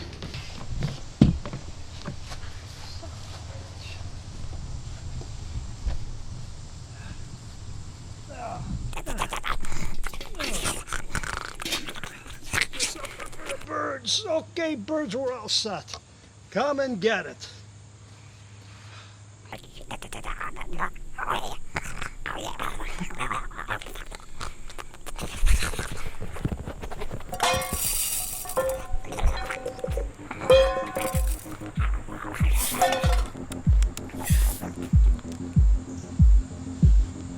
Get away from there. Hey, what are you doing? Get out of here. Leave that seat where you miserable. Don't do that. You rat. Get out. I'm gonna get my hands on you. I'm gonna kill you. Yeah. Where's the dog? I'm gonna stick the... Chew you up alive. Move. Get out. I'm done. I'm fed up. I'm getting rid of you once and for all. I'll fix your cookies. There we go. Gotcha.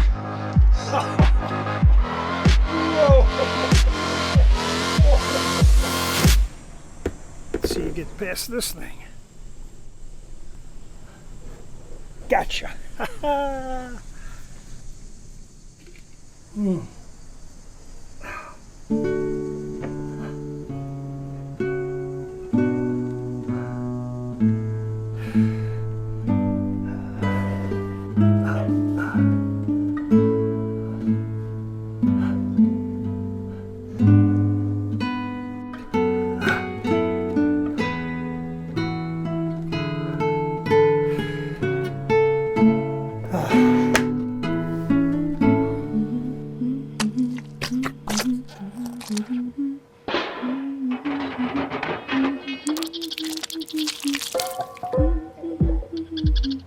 Dad, I think squirrels are in the garage again. What the hell? The hell did he? It's gone. Ah.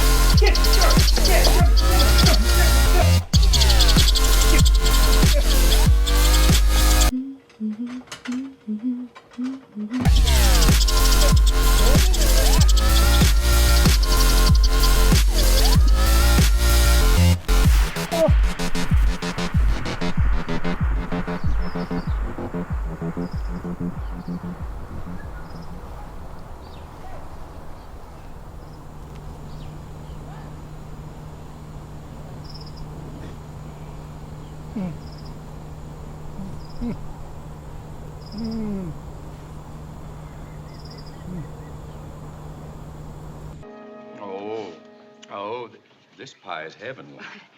Mr. Mooney, the contest. Oh, sorry. Yeah. Oh, which one do you think is the winner? There isn't any doubt about it.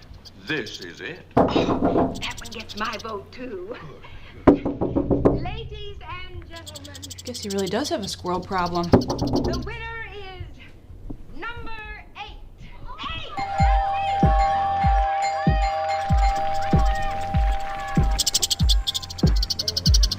God, I wrote it.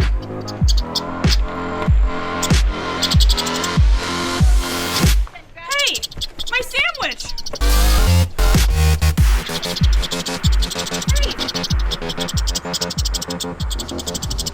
Dad!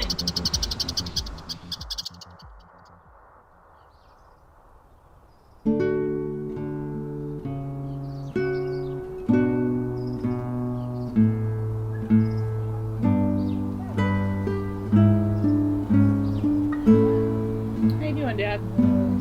Not bad, not bad.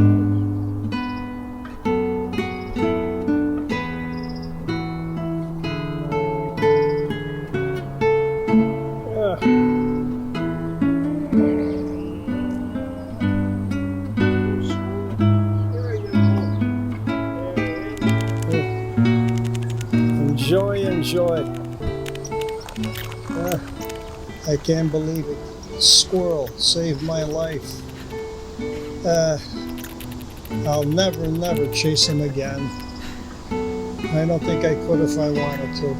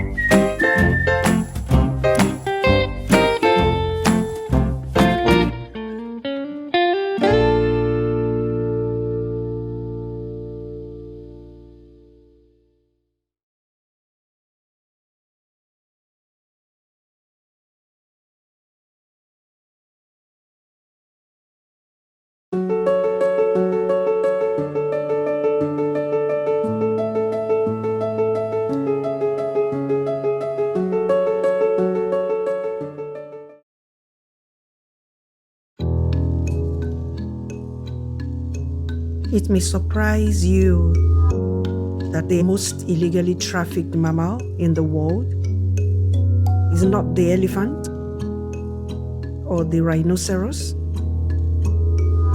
It is a small, gentle, scaled mammal called a pangolin. Very few people have heard of pangolins, and fewer still have seen them in the wild. They are the only scaled mammals on Earth. Pangolin scales are prized by many as remedies to cure everything from cancer to infertility, despite the fact that there is no scientific proof for this.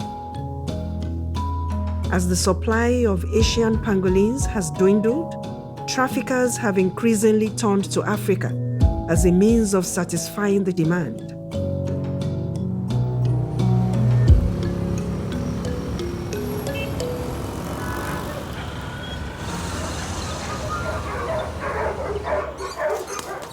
I'm Dr. Mark.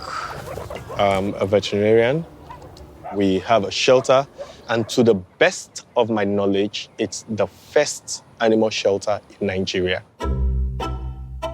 In my course of rescuing these wild animals, I stumbled on the pangolin. When I look at the pangolin, it's a very beautiful creature. When you look into the eyes, you see old man's wisdom. Yes, he's very intelligent. That's the pangolin. Up till about a couple of years ago, I didn't even know we have pangolins in Nigeria. This is because they've been so hunted and threatened, you don't get to see them ordinarily. I don't see the trader as a bad person. At that level, it is a means to an end. They are trying to survive. Hunting and bushmeat selling is their family vocation. Nobody has told them otherwise. When you try to tell hunters these animals are on the brink of extinction, they'll laugh at you and tell you that, look, that's impossible. These people have this understanding that the animals were put in the forest by God or nature for us to eat. They don't have that concept that animals can go extinct. The traders see it as a way to earn an income for their families. I sell bushmeat, so I buy from the hunter and I sell in an open market. When I did an investigation last year, I realized that the traders, most of them are now aware that the scales are being trafficked to Asia. They don't have that knowledge. We are traders. 30 years we have been doing the trading now. Nǹkan tí wọ́n bí oúnjẹ bí nǹkan kan ó ti wọ́n yàtọ̀ sí tẹ́lẹ̀. Ó lè tán ra àpò ráìsì sí almost 20,000 naira. Àpò ráìsì yẹn kẹ́ni kò lè gbà á ju bí bóyá ọ̀sẹ̀ méjì lọ. If you can buy one pangolin for 12,000 naira, some hunters would rather sit down and be looking for pangolins so that they can feed their families. They don't know the costs. They get like 0.001% of the entire deal. So they are being cheated. These people basically are victims of the circumstance they find themselves in, and these people are good people. They're a trader, they do this to be able to care for their kids. They don't have any evil intent.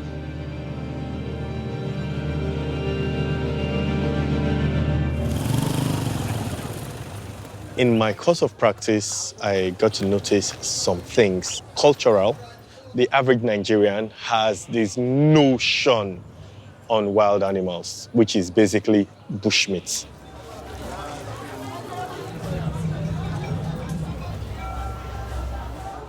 Despite the fact that it's against our practice to buy, when I see an animal that is worth rescuing, if it's living, if it's breathing, I'm going to take it.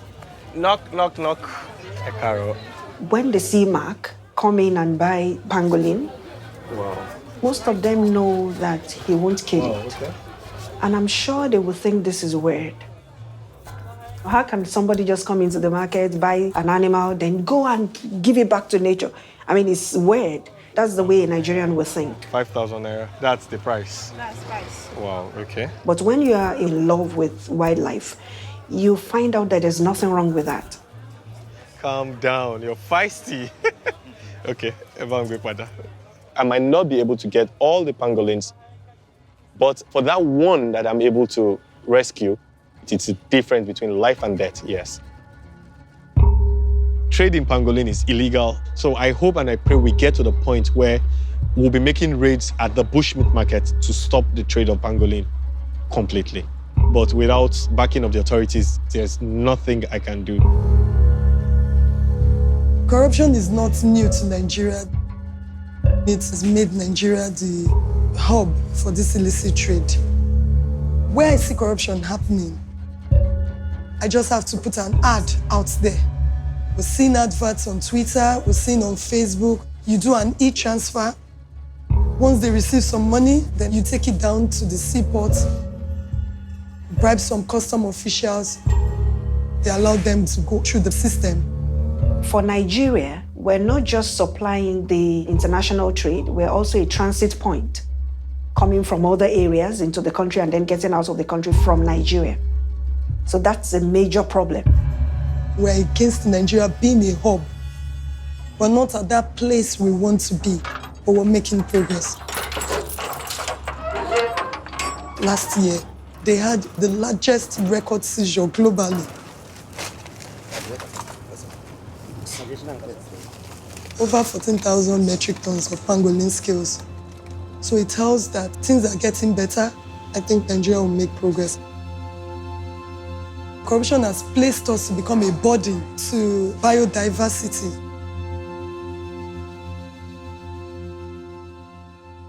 Nathan, come on over. I want to show you something. Sit down, sit down. I want to show you about this animal.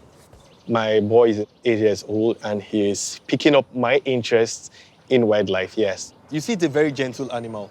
He's met some pangolins, yes, and he's intrigued by them because they are quite unlike anything he's seen before, yes. Now that we have rescued them from these hunters, you know we can't keep him. So we take these pangolins to the protected forest where no hunters go to. That's called rehabilitation. We're still coming back. Last week, I did another foray to the markets and we found about 6 pangolins. He was bringing them out of the basket.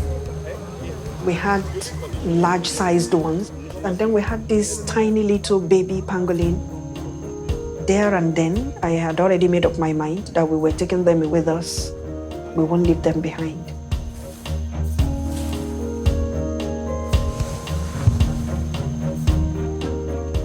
Because of the value that has been placed on the scales from other countries, majorly Asia, these hunters, they now go into the bush for pangolins. If we are able to kill that demand, then you will see that the sourcing of the pangolin will die a natural death. We have done releases in the past, but we have never ever released 6 at a time. He's so eager to go. We're very hopeful that these ones will breed here, and then we can have more in the ecosystem. She's seen bush everywhere all around her and she just wants to go home. Oh, this is so beautiful. It was a bit heartbreaking getting to leave the cute little one, but he's going to leave. He has a whole forest to himself and maybe someday he's going to be the king pangolin of the forest. And who knows, I could be lucky enough to meet him on one of my hikes in the forest, yes.